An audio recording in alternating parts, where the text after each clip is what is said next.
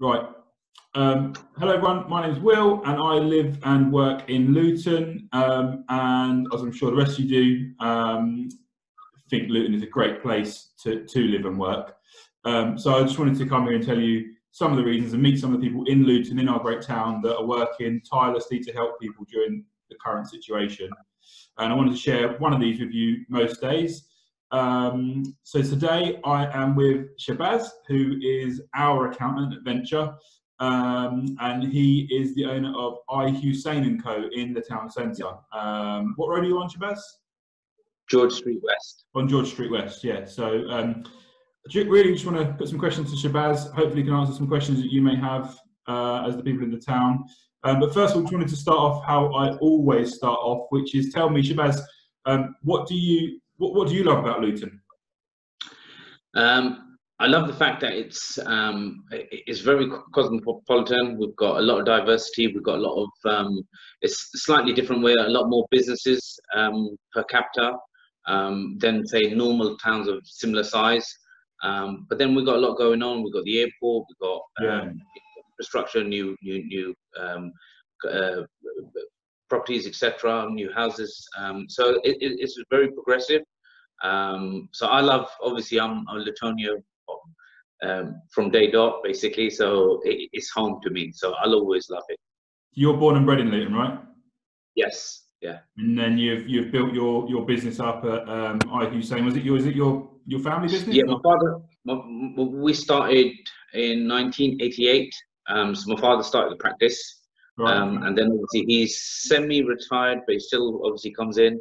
Obviously he's it's taken more of a backseat now with this, obviously, this virus and whatnot. We've kept him indoors. But yeah, obviously it's like a family-run business, and most of our clients are family-owned, owner-managed businesses. And again, it's obviously seeing them kind of progress as well and grow their wealth. Yeah, definitely. So obviously the people of Luton have kind of taken you to their heart. I know you do a lot of networking, and you go to your BNI groups and all these other things to connect with the local community. What do you think? How do you think the people of Luton have taken you and your firm to heart? What do they love about Hussain? We've got an ethos in the firm that, and some clients like it or not, but I always say to them, look, if you make money, I'll make money. If you grow, I grow, basically. So my kind of outlook is I want my clients to do the best that they possibly can, because that means they will do more things with myself, like they'll either grow into other businesses, or obviously naturally the bigger their businesses become, the more likely they're going to give us more work and more we can charge them as well. But it's always trying to help the client do the most, basically, because there's nothing better than seeing myself and the client or one of our colleagues, we agreed a time scale to achieve something and they actually achieve it. And that kind of gives us that joy, basically, and obviously clients will see that, and because they know you're working for their best interests, they obviously adhere to that, because you're both singing from the same hymn sheet, so to speak. Yeah, no, I get that, and I think that's definitely how we feel as a business with using your services. I guess the next thing I wanted to touch on is something that's very on point at the moment that people are obviously concerned about, and I know we've had to do it within our business in terms of furloughing some staff, but I wanted to understand it from maybe an employee's point of view, because business owners are getting advice from their accountants, employees maybe don't understand it so much. So could you, in sort of layman's terms, explain to me that if an employee gets furloughed because of COVID-19, what does that mean to them? So technically the word furlough, I believe it's a Dutch word, basically means to redundant, etc. So the whole thinking behind it and why the government brought it in was the fact that they didn't want, especially big corporates, making mass redundancies. So for the staff member who is being made furloughed, in essence, you're still a member of the staff.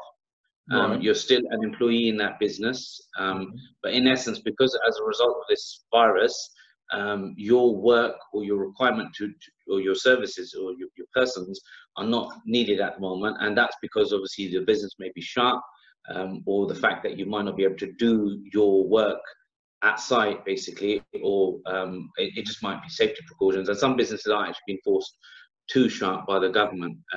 So naturally, from the employee perspective, they are still employees. There's still a prospect of them going back once we're out of this lockdown, or even after lockdown, there'll probably be a slight lull in the economy, etc. But you're still an employee, so your employment's not been terminated.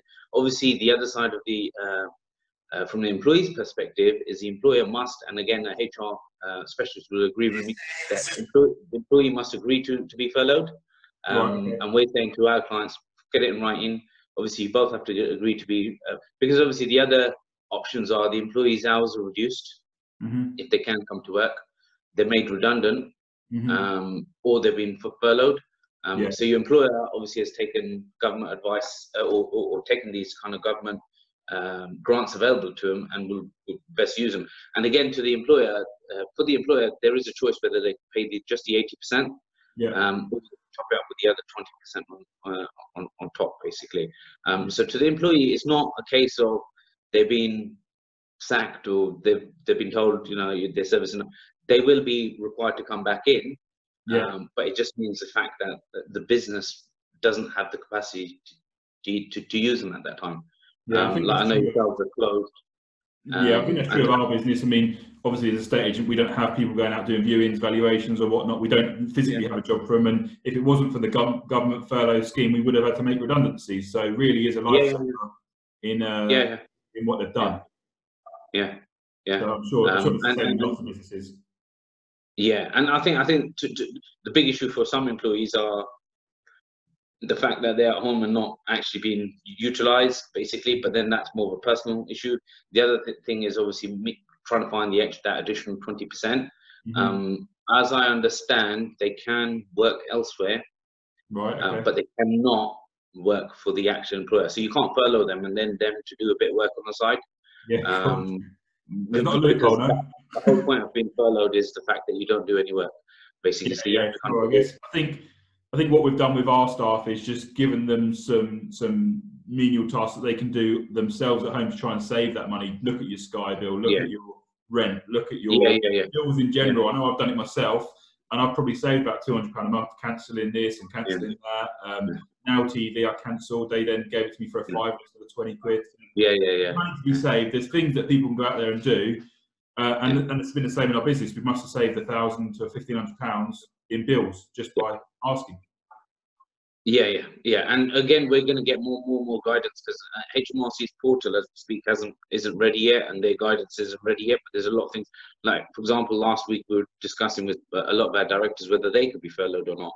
So obviously each week it changes, because there's a raft of changes that are happening very quickly, and the fact that obviously they've been announced on TV, and then there's a phase where obviously HMRC and the powers that be in the background will kind of prepare, and the portals, the guidance, and the questions that accountants are asking or their clients are asking around it. So some of it you have to kind of there's various questions each week about whether how would one get paid, etc., etc. But from what we understand, the employer still pays them. That's what I understand. What they can. And then obviously they will then have a portal, and every 3 weeks, 3 weeks is a minimum time that one could be furloughed, and then they'll have to apply in that portal for HMRC to refund or give them the grant, basically. Fine, okay. And for the business owners out there, there's things like the grants for £10,000 that I know our small business will qualify, bigger ones for bigger businesses. Do you know when Luton Borough Council, have you got any idea when Luton Borough Council are going to other councils? To be honest, hot off the press, I'm actually on Luton Borough Council's website, and if I'm right, because I've actually emailed it to one of my colleagues who's going to send out an email to everyone, so you might get it from, if you could just check now, I'm on the page where basically it's asking me to put in my information, a current bank account statement, and business rates accounts number. And then once you proceed, you could obviously put in your details and make a declaration to apply for the Small Business Grant Fund and Retail Hospitality and Leisure Grant Fund. So it's live now, basically. All right, let's come back to that. Maybe we can put something in the group later on down the line once we know a little bit more about that. Okay, fine. So thank you for that, Shahbaz. Let's just a couple more things about Luton in general, I guess, rather than accounting, because I just want to know a little bit about the people of Luton as well. So tell me something interesting about Luton that people might not know. This was something I'm asking everyone. Murray came up with some random thing yesterday. I was told that strip of when you come just before Bury Park to town centre has got more businesses per capita than, you know, parts like very kind of affluent parts of London or very shopping areas. So it's got hundreds and hundreds of businesses that are always being set up. So Luton is a community of entrepreneurs, especially in, like, you know, various parts of different types of communities, etc. The Asian community, Indian subcontinent community. So a lot of people are very more, probably not, I wouldn't say against what the nation does generally, but a lot of people would like to set up new businesses. And maybe, to be honest, there's people, Lutonians at home, who are sitting at home.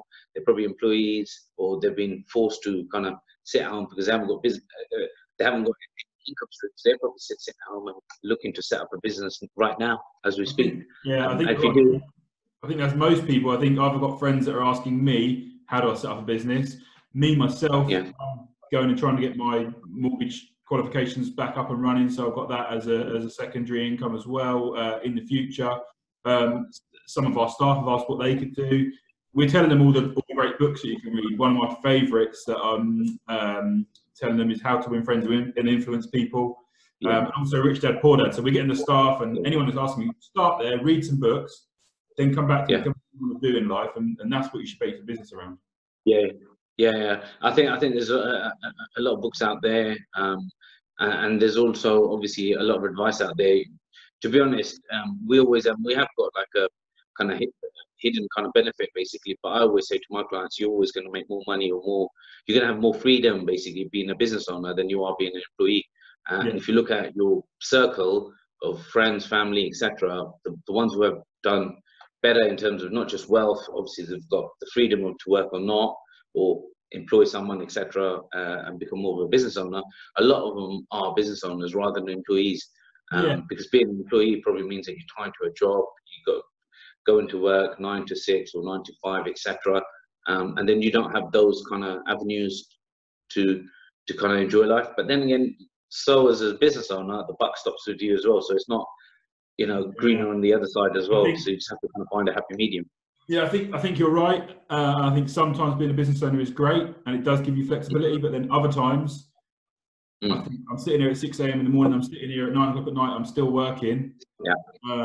Especially in times like this, not so much in the last year or so, but when things get tough, you have a lot of responsibility. You've got 9 staff to think about. So it's not for everybody, but if you have got the drive, it can be a great thing to open your own business and do that. Of course. Basically, you just have to have discipline as well. The good businesses who do a lot better than others, you have many hats on. So it's not just the employer hat, it's the HR hat, it's the finance hat, it's the marketing hat. So again, you have to have that skill set, but a lot of those you can learn as you go along. And even if your business didn't work, a lot of the people learn a lot better and a lot more from their failures as well. Definitely. Okay, a couple more questions. Tell me one thing that you'd change about Luton and one thing that you would keep the same. What do you love and what do you hate, I guess? I think the one thing I would change about Luton is maybe, to be honest, I always find, well, we're banging in the town centre, and I think the shopping mall, I get it where the parking and accessibility isn't great. But I think that will probably change with obviously the new stadium. They probably make a shopping area, etc. So again, it's probably something I'll change, but it probably will get changed anyway for the better. So I think that will change, and it'll make Luton more of a hub, like a shopping hub. Once that comes in, and that's what we're probably, I won't say missing, but we want to push forward with that. Because once we push forward with that, Luton has got pretty much everything that a small city or town will need, basically. Make it a bit more Milton Keynes-esque in terms of the shopping, maybe. So one of the things without the roundabout. One of the things I heard when we were speaking to 2020 developments who are building the Luton Stadium was that Luton people they're one of the worst for spending money that they earn in the town outside of the town. So they'll go to Milton Keynes, they'll go to Watford to go shopping, rather than going into the Arndale or going, I don't know, Gypsy Lane or wherever. They'll go out because it's so much easier. Yeah, I'm a big foodie, and we always go, I wouldn't say out, but we'll obviously venture into London. But I'm kind of guilty of that as well. But then I don't think there's enough in Luton, basically. So maybe the council can do something where, even if we had like a little hub where, or a street where it's just full of restaurants and whatnot, basically, and eventually that it will probably come to that. But if we go down that road, basically. Yeah, all the developments that are happening, it will get better. It will get better, definitely. Finally, Shahbaz, give me one word that you would use to describe Luton and its people.